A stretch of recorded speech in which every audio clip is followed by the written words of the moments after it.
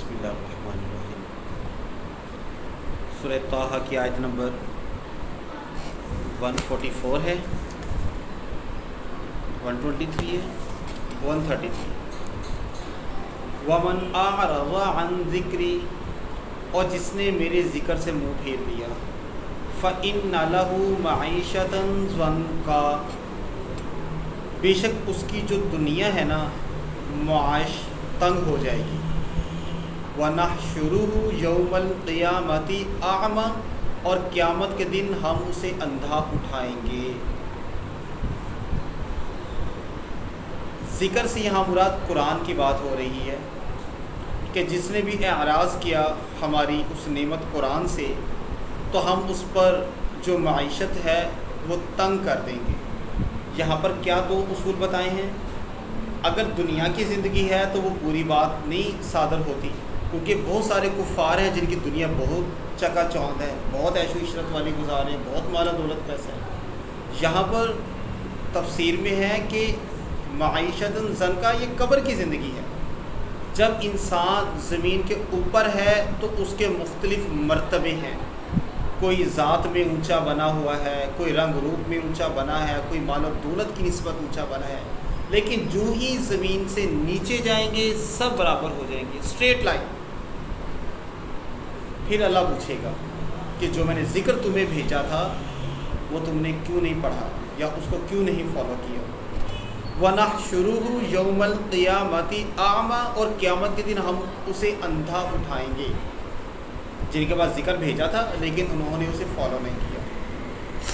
قَالَ رَبِّ لِمَ حَشَرْتَنِي أَعْمَى وَقَدْ كُنْتُ بَصِيرًا، وہ کہے گا اے میرے رب تو نے مجھے اندھا کیوں اٹھایا، جبکہ دنیا میں تو میری آنکھیں تھیں، مجھے دکھائی دیتا تھا، تو نے مجھے اندھا کیوں اٹھایا۔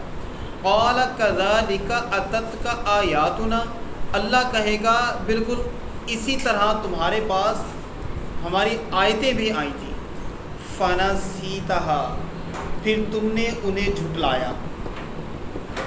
جس طرح ہماری آیتیں تمہارے پاس آئی تھیں تم نے انہیں جھٹلایا، انہیں فالو نہیں کیا، ان کی پیروی نہیں کی، ان احکامات کو مانا نہیں، بالکل اسی طرح ہم بھی اس بات میں قدرت رکھتے ہیں کہ ہم تمہیں اب روز محشر اندھا اٹھائیں، تمہاری آنکھیں چھین لیں، تمہاری بینائی چھین لیں۔ وَكَذَلِكَ الْيَوْمَ تُنسَى، اور اسی طرح آج تمہیں بھی نظر انداز کر دیا جائے گا، بالکل ویسے جیسے ہمارے ذکر کو تم نے نظر انداز کیا، ہمارے بھیجے ہوئے رسولوں اور انبیاء کو تم نے نظر انداز کیا۔ وَكَذَلِكَ نَجْزِي مَنْ أَسْرَفَ وَلَمْ يُؤْمِنْ بِآيَاتِ رَبِّهِ، اور اسی طرح ہم بدلہ دیں گے اسے جو حد سے گزرے گا اور اپنے رب کی آیتوں پر ایمان نہ لایا۔ وَلَعَذَابُ الْآخِرَةِ أَشَدُّ وَأَبْقَىٰ، اور یقیناً آخرت کا عذاب بہت سخت اور ہمیشہ باقی رہنے والا ہے۔ یہ دنیا کی زندگی ہے جو چند سال کی ہے، کوئی 50 سال گزار کے جا رہا ہے، کوئی 40 سال، کوئی 60 سال، کوئی 80 سال، کوئی 70 سال، کوئی ہے بائی چانس کوئی 100 سال جا رہا ہے، ورنہ سب 50 سے آگے کہ سب کی چھٹی ہو رہی ہے، بس چھٹی کے دن شروع ہو جاتے ہیں 50 کے بعد۔ ویسے تو کبھی بھی اللہ بلا سکتا ہے، لیکن نارمل ایوریج دیکھیں تو 50 سے اوپر چھٹی کے دن شروع ہو جاتے ہیں دنیا سے جانے کے۔ افلم یہدی لہم کم اہلکنا قبلہم من القرون یمشون فی مساکنہم، تو کیا انہیں اس بات سے رہنمائی نہ ملی کہ ہم ان سے پہلے کتنی ہی قوموں کو ہلاک کر چکے جن کے رہنے کی جگہوں میں یہ چلتے پھرتے ہیں۔ آج لوگ کیا کرتے ہیں، ایسی جگہوں پر جاتے ہیں جو اب دوبارہ سے جگہ دریافت ہو رہی ہیں، یعنی کہ ان زمینوں کو کھودا جاتا ہے، پتہ چلتا ہے یہ فلانی قوم کے رہنے کی جگہ تھی، فلاں قوم کے رہنے کی جگہ تھی، فلاں قوم کے رہنے کی جگہ تھی۔ تو ان کھنڈروں میں جا کر ہم لوگ کیا کرتے ہیں، سیلفیاں لیتے ہیں، تصویریں کھنچواتے ہیں، رات گزارتے ہیں، کھانا کھاتے ہیں، میوزیکل نائٹ بنا کے وہاں پہ اسپینڈ کرتے ہیں ہم لوگ۔